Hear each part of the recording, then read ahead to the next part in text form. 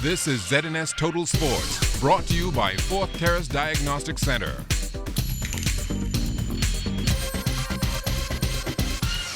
Welcome to sports, everybody. Grand Bahama native Buddy Hield has received yet another accolade. Buddy is the Big 12 preseason player of the year, and as he heads into his senior season with the Oklahoma Sooners men's basketball team, head coach Lon Kruger will look to him for leadership both on and off the court. He's a guy that could change his attitude and change the way he goes about business, because he has had so much acclaim, and he hasn't done that at all. He treats people great. I think that's just affirmation of his family, his background, the sincerity that Buddy has in regard to his relationships with other people, because it's very genuine. It's very sincere, and he's just an outstanding young guy. Buddy's a people guy. He loves people. He loves doing things for people. But again, he's properly motivated. He's not playing a game. He's not trying to do it for an edge or an advantage. That's just Buddy. And the thing that we'll miss his scoring, we'll miss his play next year, but the thing we'll probably miss most is just his enthusiasm, his energy. Every day that he comes to the gym, he kind of starts taking that for granted, because he brings it every day, and no one else really does it to that level. The Bahamas has showed its sporting prowess around the world. For a number of years now, track and field has dominated the headlines, and of late, swimming has come on stream. Those are both individual sports, though, and so the question still remains, will a team sport ever break through? Here's Charles Fisher. Based on our population size, many of our team sports feel they are at a disadvantage when it comes to qualifying for major games, having to go up against the best in the world of the Americas region. You go against the best now, because you're going against the best when you get there. So, the harder it is, the better view. What do you think about the Pacific? They have the same complaint, the small islands against Australia and New Zealand. They would like to have their own elimination, but it can't happen, because that's one region. So many of their athletes then don't make it. That's why a lot of them go to those other countries, Australia or New Zealand, and become citizens, so have better opportunities. As president of the Bahamas Olympic Committee and the International Olympic Committee voting member, President Wellington Murder does not see any changes in the structure anytime soon. Not unless the IOC break it up, put America by itself and put the Caribbean by itself. Yeah. You all ever fought for that? No, I don't think nobody is. So that's something that's there. That's how it's breaked up. That's how it worked out. I think the IOC have 5 regions: the European, the African, the Oceanic, and the Americas. So that's how it is. And I don't think that will be broken up. During his visit last week, FIBA Assistant Executive Director for the region, Victor Mansour, pointed out that true population size does not matter. Puerto Rico, the size-wise, they might be even smaller, a lot smaller than Cuba, and they can compete with Cuba anytime.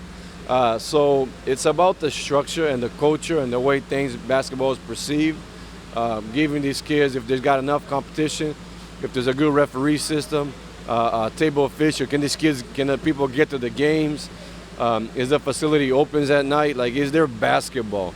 So for now, our teams will have to play in one of the toughest regions in the world. For ZNS Total Sports, I'm Charles Fisher. Thanks a lot, Charles. Well, the Bahamas Bodybuilding and Fitness Federation made its mark last month with the 242 winning the overall title of the CAC Championships, but the 2015 season isn't over just yet. With that in mind, we asked Federation President Joel Stubbs whether the Bahamas will be taking part in any other international competitions. It's a long shot. We'll see after we take care of all our expense of this great event here. Once it's all said and done, then we can look into the areas of looking of our top male and probably female athletes that possibly can represent the country at the highest level, which is in Spain, the World Championships. We're looking to all that. The Bahamas Flag Football League's 6th annual invitational tournament came to an end yesterday with the Paradise Games Wildcats capturing the ladies' crown. The Wildcats went through the tournament with a perfect record, and their celebrations continued today when they stopped by their home base, the new Village Pub. Seeing that this team started out as a tournament team, it wasn't difficult at all. We literally got some girls together, decided we wanted to play in Freeport, and thought of a name, and we just went. So it didn't even feel like a transition. It literally just was, hey, I'm playing for a new team, and it was fun. It was a lot of fun. It felt like me playing all over again. There's a lot of things with this team that separates us from everybody else. The fact that we can play both sides of the field, and if your team doesn't have chemistry, trust me, it's not much you can do on the field because you need each other. And the Wildcats are just the Wildcats. That's just us. It's easy to coach these girls because they are very good football players. They came from programs where they were actually taught how to play, not just, the physical running around, but they know how to think football. So it was just a matter of putting people in the right positions to make plays. They were playing against each other for so long, and football is football. But once the ball snaps, they just do their job. So it's not difficult to. I'm not surprised at the success that they had, but it's not difficult to coach them either. Now, on the heels of its invitational tournament, the Bahamas Flag Football League will be looking to put more of an emphasis on youth development. We are really looking into getting this youth league started. We are communicating with Abaco, who currently has a youth league, and it's really exciting for us. We want to get it into the schools. We want to get those young ones just out here with something that they can do, something that is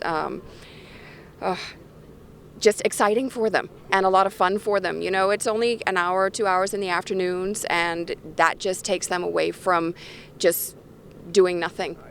It's really, really good for them. My kids absolutely love it. The kids that come out to the field during our game of play are so excited to be a part of it.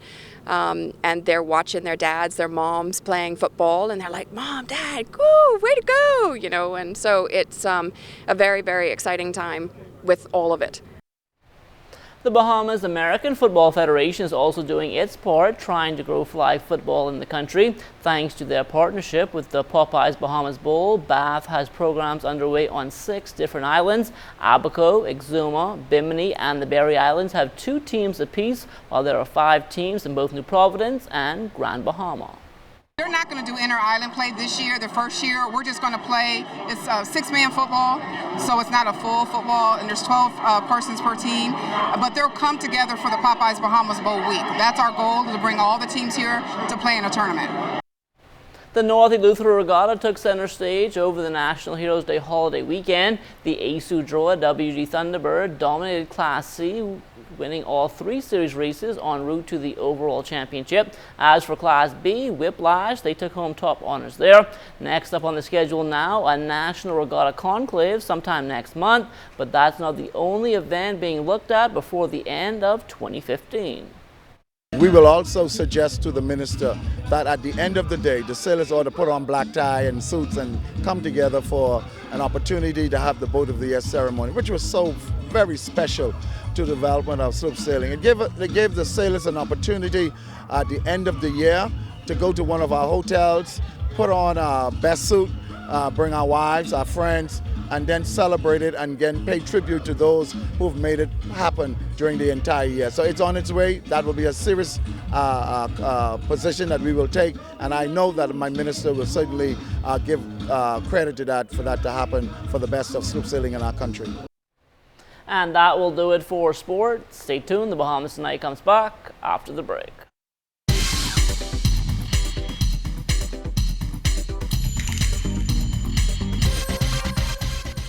This is ZNS Total Sports, brought to you by 4th Terrace Diagnostic Center.